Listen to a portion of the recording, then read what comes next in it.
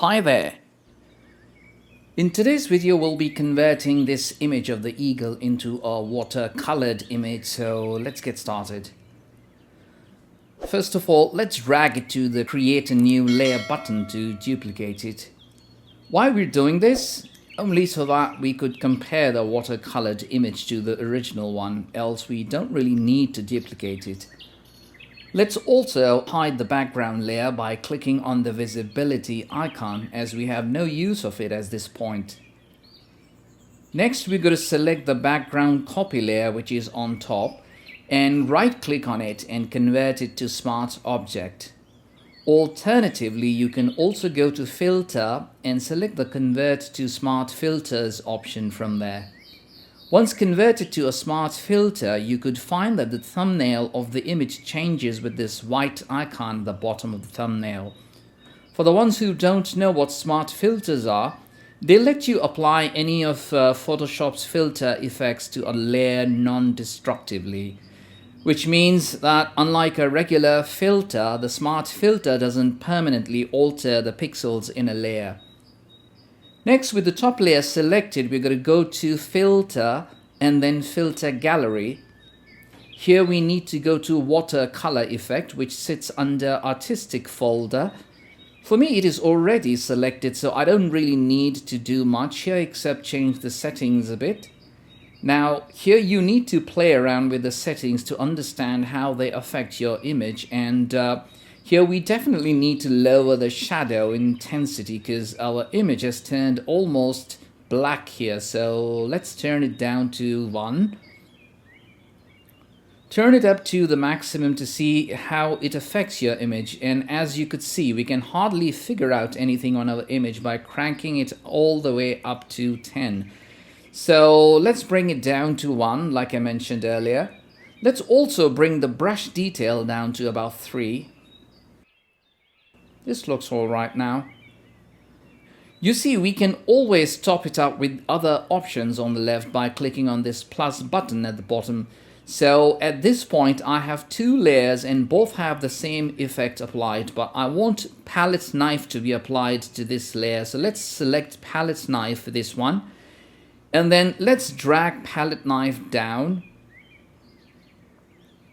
Let me also tell you here that the order of the layers does affect the image here, so ensure to check that you have the right order of your layers set. So with palette knife layer selected, I'm going to bring down the stroke details as well as the stroke size. Now the setup here depends upon your image and what kind of look you want your image to have, so play around and set what you feel is right. I think I'd like to have a kind of a blob effect applied to my image here. So let's go to Filter and then Noise and select Median from there. I think 3 pixels is fine for my image, so crank it up and down and see what this effect does to your image. So you see it kind of merges the colors and shadows and gives you the watercolor sort of an effect that we're targeting anyway.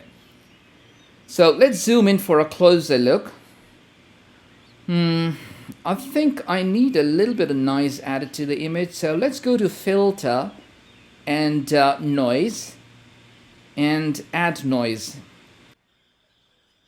It's set to 14. I'm going to lower it down a bit because I just need a little bit of noise added for the believability factor here. Alright, now it's time to add another image. So let's go to File and then Open and locate the image from the computer. It's a watercolor bleed effect image that we need to superimpose onto our image here. So click and drag it to other image.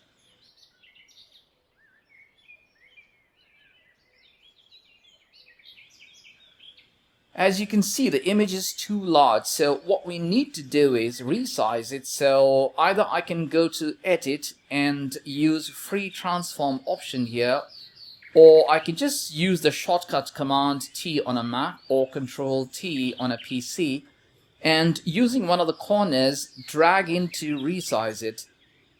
Holding Option on a Mac or Alt on a PC while dragging will drag in from all sides and then we can set it to cover our original image here. Now what I want to do is make a duplicate of this layer just to test something out. So drag it to the create a new layer button at the bottom and then hide the layer on top by clicking on the visibility icon, as it's a toggle switch. Now with the visible layer selected, which is the second one from top, go to the blending modes and look for a suitable blending mode. I think overlay should look perfect for this one, and I'm happy with soft light as well, but look for other options and see which ones you like. I think I'm going to go with overlay.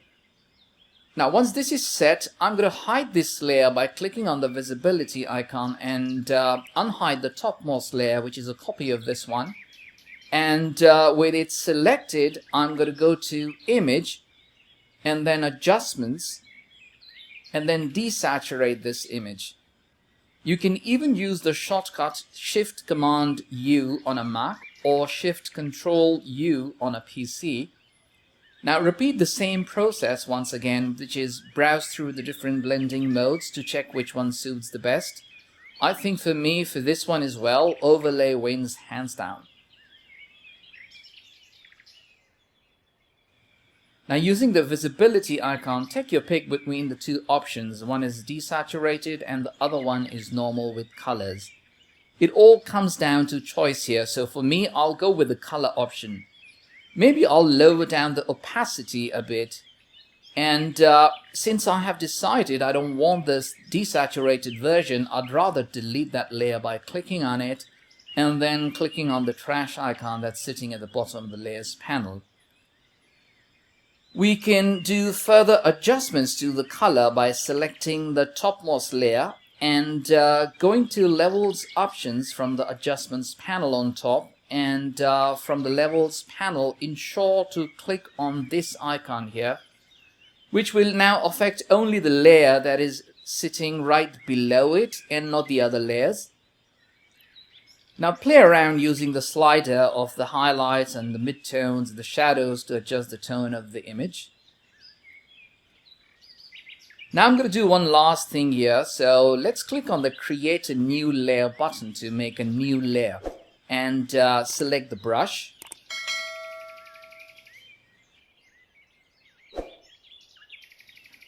Now go to the brush options on top. What I'm looking for is the special effects brush. So let's pick this one under the special effects brush, and using option on a Mac or alt on a PC will turn your brush to eyedropper, so you can sample any color by clicking on it once and then use the brush. You can even select the eyedropper tool from the toolbar on the left should you want. I think using the option or alt is much better than going all the way to the panel and selecting the eyedropper tool. Now click to paint around the eagle. We don't need to overdo this, else it won't look believable, so use the eyedropper to pick some other color from the image and paint around. I think this much is fine. Now select all the visible layers by holding Command on a Mac or Control on a PC.